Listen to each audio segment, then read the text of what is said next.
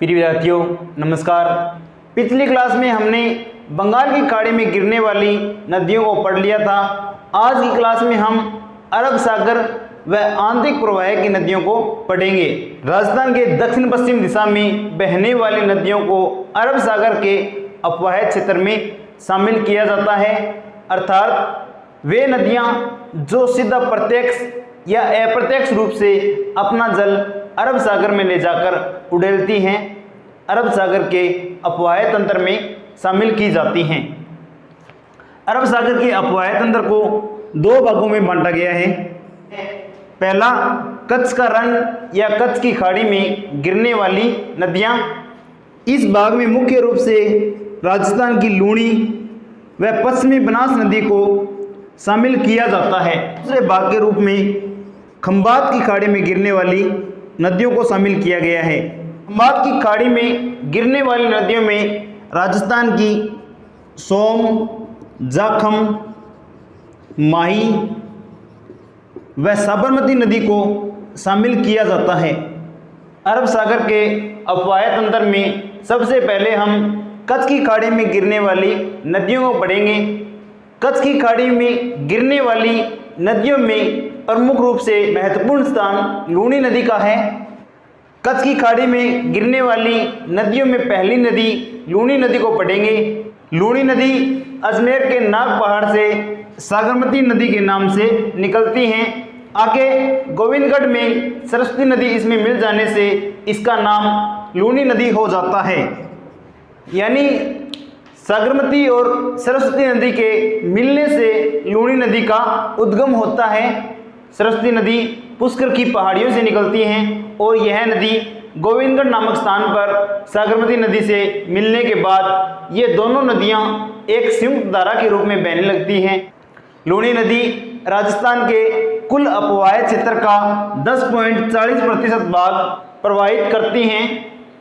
लूणी नदी को वैदिक काल में लवणवती नदी के नाम से भी जाना जाता था। इसे वर्तमान समय में मरुस्थल की गंगा के नाम से भी जाना जाता है।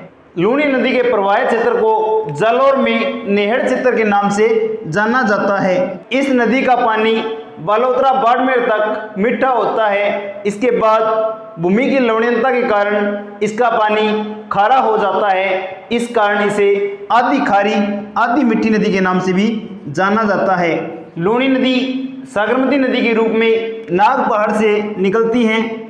सरस्वती नदी पुष्कर की पहाड़ियों से और साबरमती नदी नाग पहाड़ अजमेर से निकलती हैं। ये दोनों नदियां गोविंदगढ़ नामक स्थान पर मिल जाती हैं। उसके बाद एक संयुक्त धारा के रूप में बहने लगती हैं और यह नदी नागौर में प्रवेश करती हैं।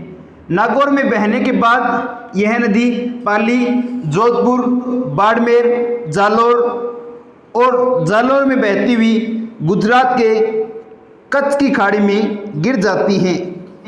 इस नदी का पानी बालोतरा बाड़मेर तक मीठा होता है। इसके बाद भूमि की लवणीयता के कारण इसका पानी खारा हो जाता है। लूणी नदी जसवंत सागर बांध को जल की आपूर्ति करती है। इस नदी की कुल लंबाई 495 किलोमीटर है, जबकि राजस्थान में लंबाई 330 किलोमीटर है।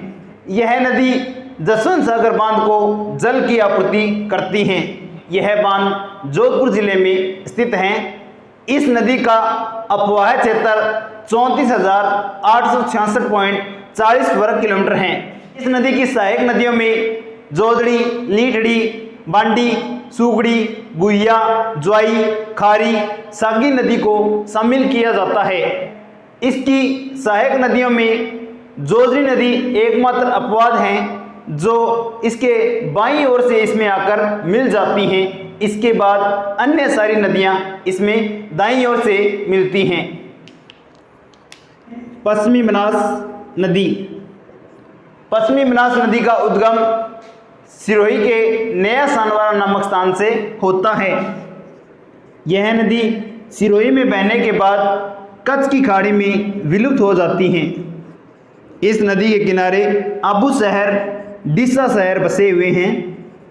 इस नदी की सहायक नदियों में सिप्पू, सुकेल, सुगली, कुगड़ी आदि नदी को शामिल किया जाता है। इसके बाद अरब सागर के अपवाह तंत्र का अगला पार्ट आता है खंबात की खाड़ी में गिरने वाली नदियाँ। खंबात की खाड़ी में गिरने वाली नदियों को पहले हम राजस्थान के नक्शे के माध्यम से समझेंगे। सबसे पहले इसमें प्रमुख नदी आती है माही नदी। इस नदी का उद्गम मध्य प्रदेश के मेहत झील, अमरू की पहाड़ी, विंध्याचल पर्वत से होता है। यह नदी मध्य प्रदेश में बहने के बाद राजस्थान में बांसवाड़ा के खांदू गांव से प्रवेश करती हैं। इसके बाद यह नदी बांसवाड़ा और प्रतापगढ़, बांसवाड़ा, उदयपुर और बांसवाड़ा डूंगरपुर की सीमा बनाते हुए यह नदी खंबात की खाड़ी में जाकर गिर जाती हैं। माही नदी कर्क रेखा को 2 बार काटती हैं। इस कारण इसे भारत की कांगो नदी के नाम से भी जाना जाता है। इसकी सहायक नदियों में सोम, जाखम को प्रमुख रूप से शामिल किया जाता है। 2 नंबर की नदी आती है सोम नदी। इस नदी का उद्गम उदयपुर के ऋषभदेव के पास बिच्छामेड़ी की पहाड़ी से होता है।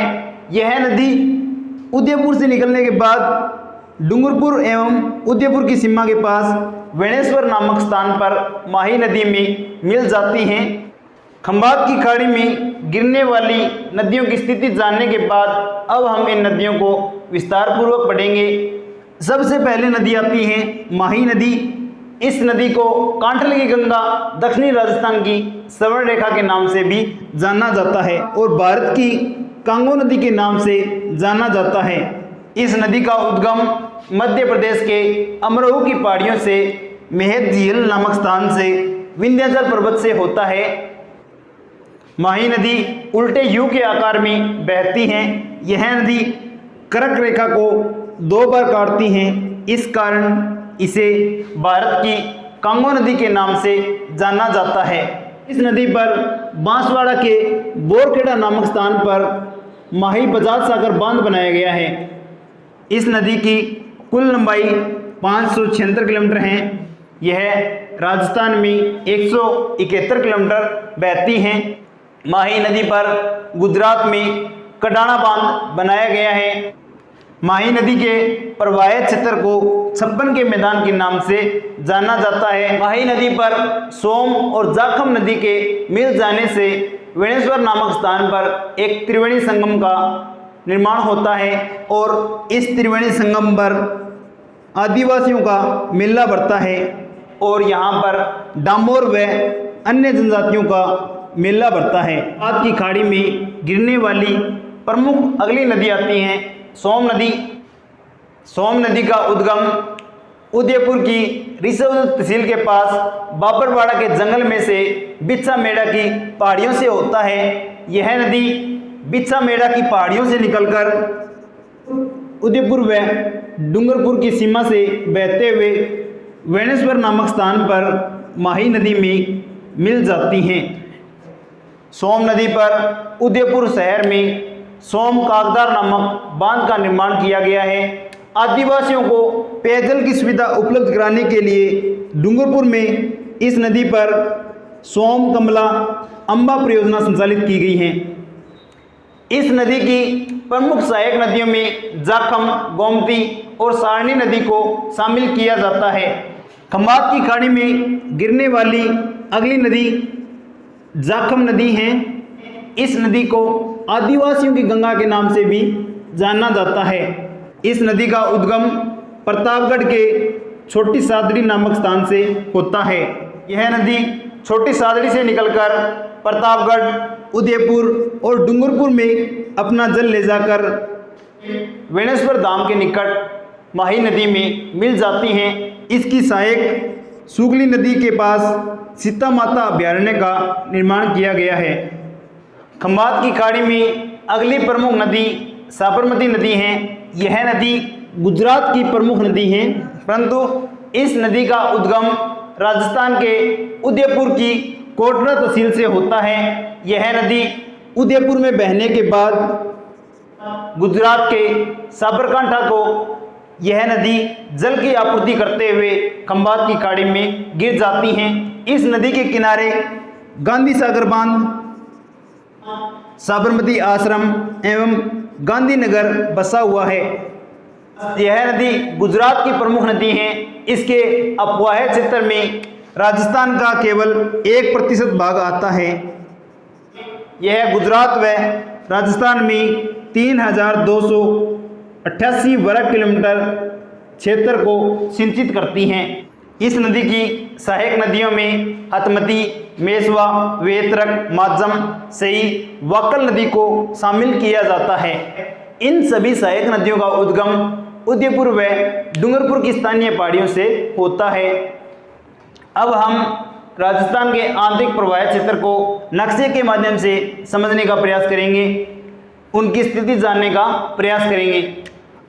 राजस्थान के आंतरिक प्रवाह में पहली नदी घग्गर को शामिल किया जाता है।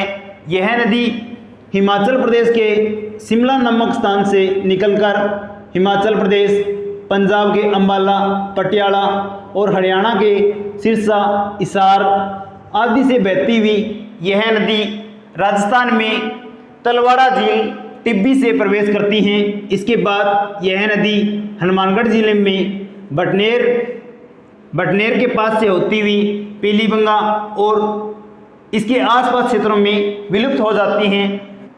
परंतु इस नदी में अगर बाढ़ की स्थिति उत्पन्न हो जाए या हिमाचल प्रदेश की पहाड़ियों में अत्यधिक वर्षा हो तो इस नदी का पानी गंगानगर के सूरतगढ़ और सूरतगढ़ से आगे पाकिस्तान के बहावलपुर क्षेत्र तक पहुंच जाता है। अगली नदी आती है कांतली नदी। इस नदी का उद्गम सीकर जिले की खंडेला की पहाड़ियों से होता है। सीकर में बहती हुई झुंझुनू को दो भागों में बांटकर चूरू व झुंझुनू की सीमा पर जाकर विलुप्त हो जाती हैं। चूरू व झुंझुनू की सीमा पर जाकर विलुप्त हो जाती हैं। कांतली नदी के बाद राजस्थान में आंतरिक प्रवाह के दृष्टि से प्रमुख नदी कांकनी या कांकनी नदी को शामिल किया जाता है। यह नदी जैसलमेर के कोटड़ी गांव से निकलती है। इसके बाद यह नदी बुध झील को पेयजल की आपूर्ति करती हैं। इसके बाद आंतरिक प्रवाह क्षेत्र में प्रमुख नदी साबी नदी आती हैं।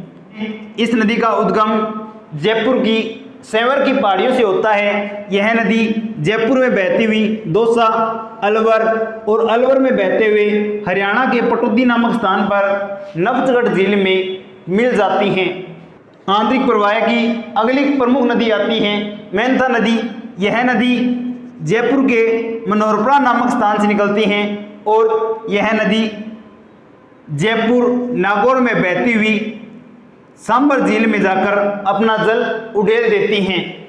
राजस्थान के अपवाह क्षेत्र में तीसरा भाग आता है आंतरिक प्रवाह का अपवाह क्षेत्र। सबसे पहले हम घग्गर नदी को पढ़ेंगे। घग्गर नदी का उद्गम हिमाचल प्रदेश के शिमला नामक स्थान से, यह नदी हिमाचल से निकलकर पंजाब के अंबाला व पटियाला शहरों में बहती हैं। इसके बाद यह नदी हरियाणा के हिसार व सिरसा जिलों में बहती हुई राजस्थान में टिब्बी तहसील के तलवाड़ा झील से प्रवेश करती हैं। तलवाड़ा झील को जल की आपूर्ति करने के बाद यह नदी बटनेर के पास आकर विलुप्त हो जाती हैं। इस नदी के किनारे हरियाणा की ओटू झील व बनवाली सभ्यता स्थित हैं। राजस्थान में इस नदी के किनारे प्रसिद्ध कालीबंगा व पीलीबंगा सभ्यता का विकास हुआ है।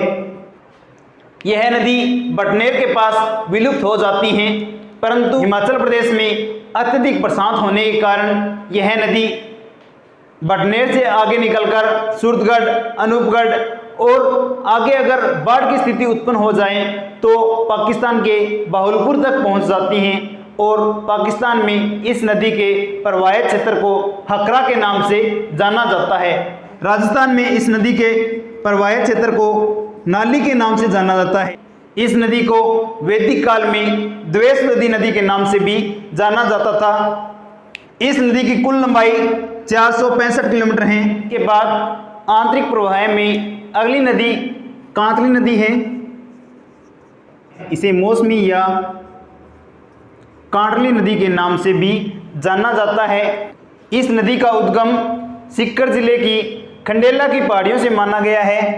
यह नदी खंडेला की पहाड़ियों से निकलकर सीकर और झुंझुनू में बहती हैं और झुंझुनू को दो भागों में बांटकर झुंझुनू व चूरू की सीमा पर विलुप्त हो जाती हैं। इस नदी की कुल लंबाई 100 किलोमीटर है। नदी के किनारे प्रसिद्ध गणेश्वर सभ्यता का विकास हुआ था। यह सभ्यता सीकर जिले में स्थित है। इस नदी के प्रवाह क्षेत्र को सीकर व झुंझुनू में तोरावाटी के नाम से जाना जाता है। यह राजस्थान की आंतरिक प्रवाह की दृष्टि से सबसे लंबी नदी है, क्योंकि इस नदी का उद्गम राजस्थान से ही होता है और समापन भी राजस्थान में ही होता है। इसके बाद राजस्थान के आंतरिक प्रवाह की अगली प्रमुख नदी साबी नदी है। यह नदी जयपुर की सेंवर की पहाड़ियों से निकलती हैं। यह नदी जयपुर की सेंवर की पहाड़ियों से निकलकर सीकर जिले में प्रवेश करती हैं। यह नदी जयपुर की सेंवर की पहाड़ियों से निकलकर सीकर में प्रवेश करती हैं। सीकर में थोड़ी दूर बहने के बाद यह नदी वापस जयपुर में प्रवेश करती हैं और NH 8 के सहारे प्रवाहित होती हैं। इसके बाद जयपुर के कोटपुतली, बानूसर, अलवर के बहरोड नामक स्थान पर प्रवाहित होती हैं। इसके बाद यह नदी अलवर के ही तिजारा और किशनगढ़ में प्रवाहित होती हैं। इसके बाद यह नदी हरियाणा में प्रवेश कर जाती हैं और हरियाणा के पटौदी गांव के पास नवसगढ़ झील में यह नदी विलुप्त हो जाती हैं। मुख्य रूप से इस नदी के प्रवाह क्षेत्र में जयपुर, सीकर और अलवर को शामिल किया जाता है। और राज्यों की दृष्टि की बात करें तो यह राजस्थान और हरियाणा में प्रवाहित होती हैं। माना जाता है कि साबी नदी अकबर के साथ संबंध रखती थी। इसके लिए एक कहावत प्रचलित है, अकबर बांधी न बंधु, रेवाड़ी जाऊं, कोट तलाकर निकलूं, साबी नाम कहाऊं। आंतरिक प्रवाह की अगली नदी कांकन्य या मसूरदी नदी है। इस नदी को मसूरदी नदी के नाम से भी जाना जाता है, क्योंकि यह एक वर्षा पर आधारित नदी है। इस नदी का उद्गम जैसलमेर के कोटड़ी गांव से होता है। यह नदी जैसलमेर में बहने के बाद बुद्ध झील में समाप्त हो जाती हैं। इस नदी की कुल लंबाई 17 किलोमीटर है। यह आंतरिक प्रवाह की सबसे छोटी नदी है। राजस्थान की आंतरिक प्रवाह की अगली नदी मैंथा नदी है। इस नदी का उद्गम जयपुर जिले की मनोहरपुरा की पहाड़ियों से होता है। यह नदी जयपुर, सीकर और नागौर में प्रवाहित होती हैं। इस प्रकार राजस्थान के आंतरिक प्रवाह की नदियां बरसाती नदियां हैं और इन नदियों का जल यहाँ के क्षेत्र में ही विलुप्त हो जाता है। इसके अलावा आंतरिक प्रवाह की नदियों में खारी, खंडेला, रूपनगढ़ आदि नदी को भी शामिल किया जाता है।